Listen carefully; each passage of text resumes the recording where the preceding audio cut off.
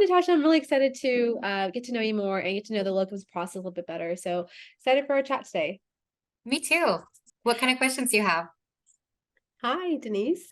Hi, Dr. Kahlon. How are you? I'm good, Denise. Really excited to meet with you and learn more about this process. I am too. I'm so glad that we were able to connect through Zoom. So I look forward to sharing all that I can about locums and how I can best assist you. I definitely have some questions because this is all very new for me. And I think like the first thing I think of is what paperwork do I need initially to get started? The initial paperwork that I need is usually just a copy of your updated CV. And then we'll go through a couple of pre-qualifying questions together and we can start presenting your availability to jobs. Definitely do some research to the specific areas that you're looking for, and then also getting those documents in order that would be required for any of our jobs here at Weatherby, specifically your diploma, your residency certificate, as well as any information that you have currently for a DEA. You're a little bit further along in the process, even without finding that perfect job yet for locums, we can always start the process of the Weatherby application. And then that's always a benefit to if a job opens that's of interest to you, we can start that process really quickly. I'm a new grad, so I'm kind of worried about the licensing part. I've already, as you know, applied to a license, but if I needed to apply to a new state, how would that process work? Well, here at Weatherby, we have divisions for licensing that will walk together with you and assist you in that process. As far as, the application, I can even do a track and follow where you do the process of looking into a license, whether it's in a different state or you're even, your own state as well. Any of that, they can assist you as far as the application.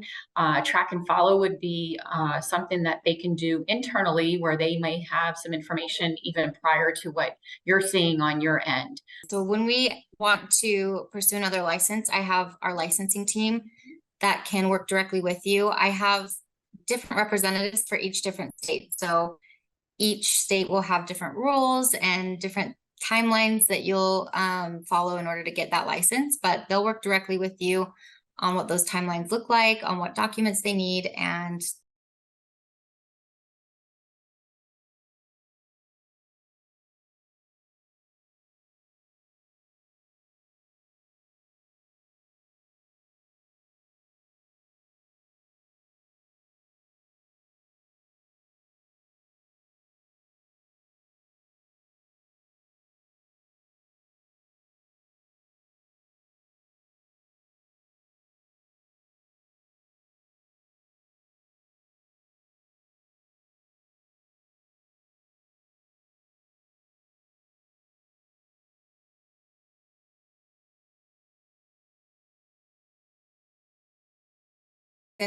we're looking at a job that you're interested in, presented you to the client, that's when I'll know information about how long the process takes. Some clients will be pretty quick in wanting to schedule an interview.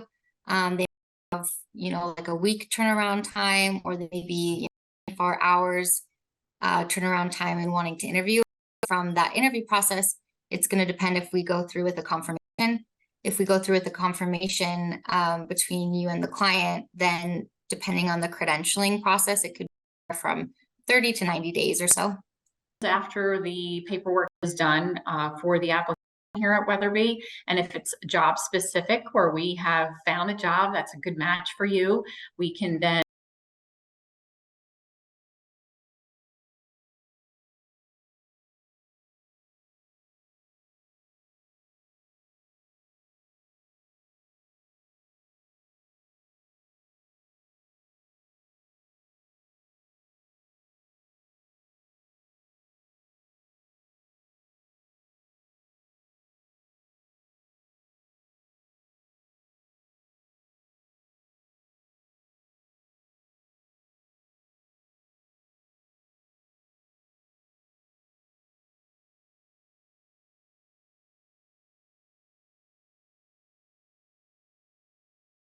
and I can place a doctor within weeks and getting them credentialed.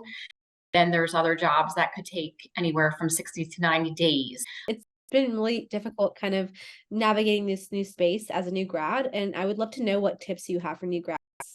I think that to do a little bit of research, prior to, as to what are the benefits of locums as a new grad that you would want to do locums. So I think that coming out of residency and obviously completing your board certification, I think it presents a great opportunity for new grads to experience different clinics, settings, and gives opportunity to develop additional skill sets. I feel I have so many tips for new grads because there's a lot with I think each different client. So honestly, probably the best tip I think I can give a new grad or anyone in the locums field is to be open and be flexible. I think that there are some, different things that each client has to deal with. And so navigating that together and being on, a team of just being really responsive and trying to get whatever paperwork we need done, things like that, I think is important. I would also say that as soon as maybe in your third year, that you want to pursue locums as a career, that's a great time to start getting ideas of where you'd like to be licensed or where maybe you'd like to, live, or maybe what kind of hobbies you have outside of working, to start thinking about different places you'd like to, work and experience. Interestingly enough, I think that it's been, interesting navigating this field, and seeing different specialties and, the demand for them. And what states do you think high demand for family medicine jobs right now, locum specifically? Yeah, the biggest demand I would say is the Pacific Northwest and the Northeast. I see a lot of family medicine jobs open. California is a big one too. States that I see that definitely have more demand, you would think the larger states, obviously Texas, there are numerous jobs in Texas, but from the family medicine perspective, we see a lot of jobs in Maine, and it's very easy to license in the state of Maine, very quick process. California always has a lot of jobs available for family medicine physicians, as well as, thinking Wisconsin, and then many larger states. But again, there's those states, rural areas that have that need.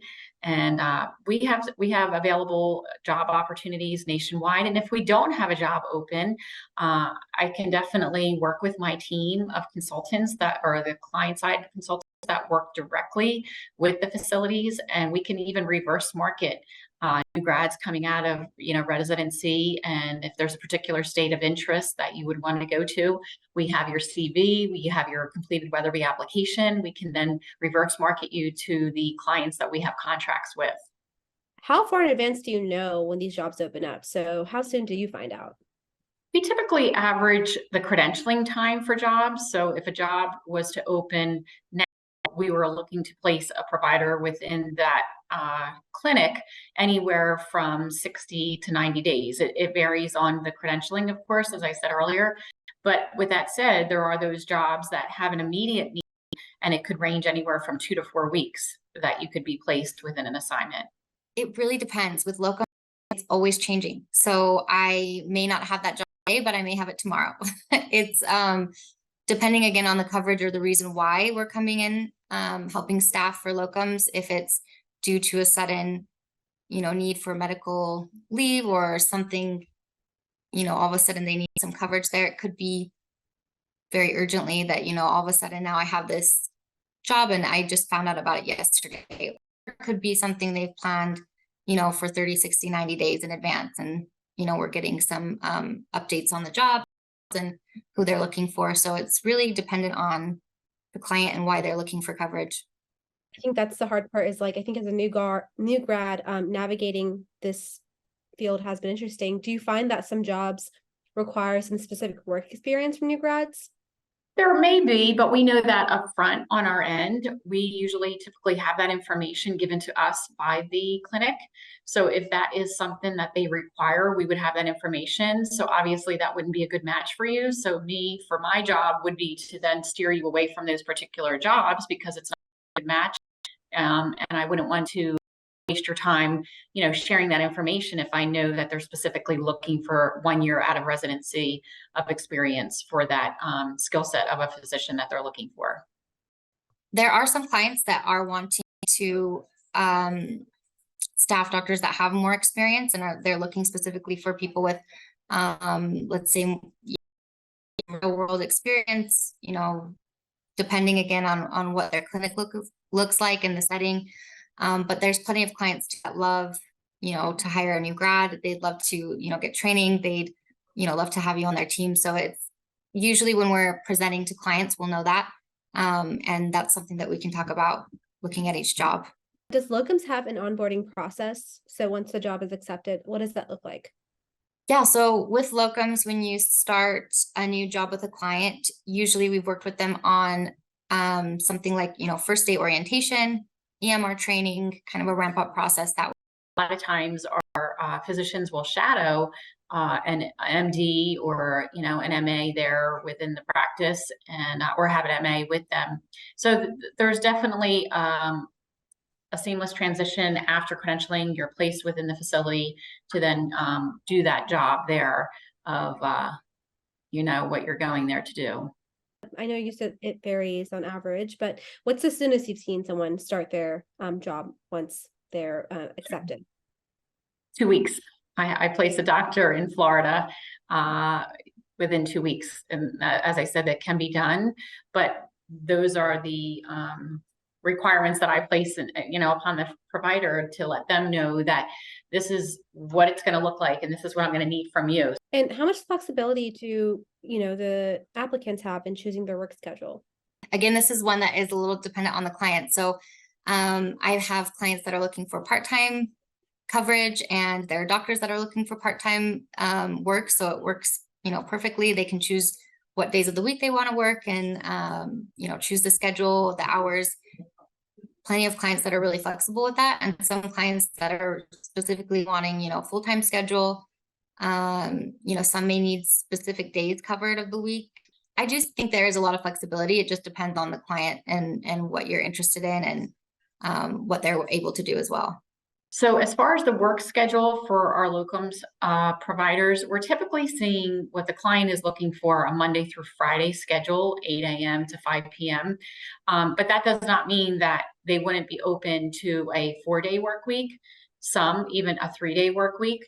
But we don't like to answer on behalf of the client. So what that means is that if you come to me and you said you would really prefer a 4-day work week, but yet it's showing on my job description for that particular site a 5-day work week, I'm not going to answer for the client. So I'm going to share with them all of your benefits of wanting to hire you and what I can share with them on that to kind of offset that 4-day work week. But again, I'm not going to be the one to decide and not present you for that opportunity. I want to move forward to let the client know, because again, that need could be very strong of what they need for a physician to get in there. So we want them to make that decision.